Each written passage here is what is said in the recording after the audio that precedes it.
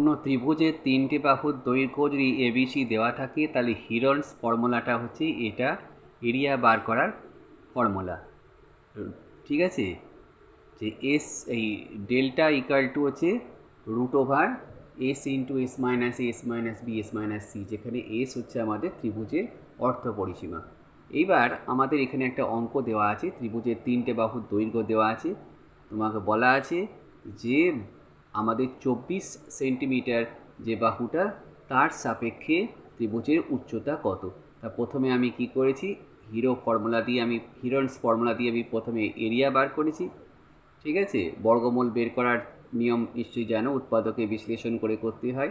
দ্বিতীয় ক্ষেত্রে আমি কি করেছি, যে ত্রিভুজের formula half into base into height, ওই ফর্মুলা লাগিয়ে উচ্চতা নির্ণয় আমি করেছি। ঠিক আছে, ভালো লাগলে এটা শেয়ার করবে এবং চ্যানেলটাকে সাবস্ক্রাইব করতে ভুলবে না।